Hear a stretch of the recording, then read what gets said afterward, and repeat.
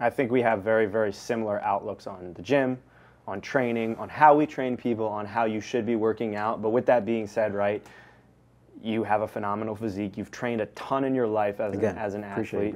Don't put a picture of him up on here, all right? We're not doing that. We're not showing it. Go to his page if you want to see it. We're not. But how would you say, over all the years of training, let's say, what, 13, or not 13, no. You probably started when you were 13, 20-ish years, maybe training seriously, 15 years solid, right? How would you say your mentality is entering your week of workouts or each workout, right? What's your mental approach? Where are you at mentally / physically in approaching your workouts?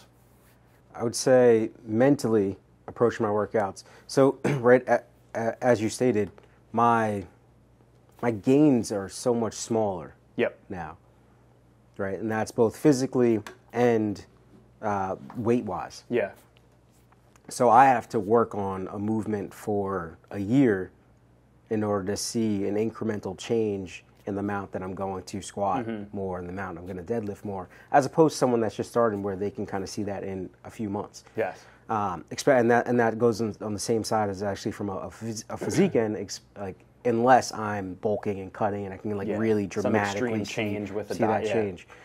So mentally, I hyper fixate on my form and the rep ranges that I'm working in every workout. And the muscle groups that I'm working, right? So I get excited about that exercise because it's almost like it's like practice for me every time, as opposed to getting in and trying to say, oh, I can't wait to bench 10 more pounds. It's like, how well can I bench without shoulder pain in a good range and see where I can push versus last week, but kind of how well can I just do this exercise kind of every time I come in? Because for me, it's about, right, these macro cycles. As opposed to the week to week, it's about how can I stay healthy and stay pushing really good weight, because I know at the end of the year, I'm going to see that's where my big change is going to come about, as opposed to kind of in the short cycles. Yeah, cool. No, I have the same approach. I wanted to kind of hear you say that, to tailor it into how almost everyone's approach should be in an outlook, in our opinion at least. Right, we wanted to get into talking a little bit about training for longevity, right? And me, myself, I've dealt with a lot of back issues.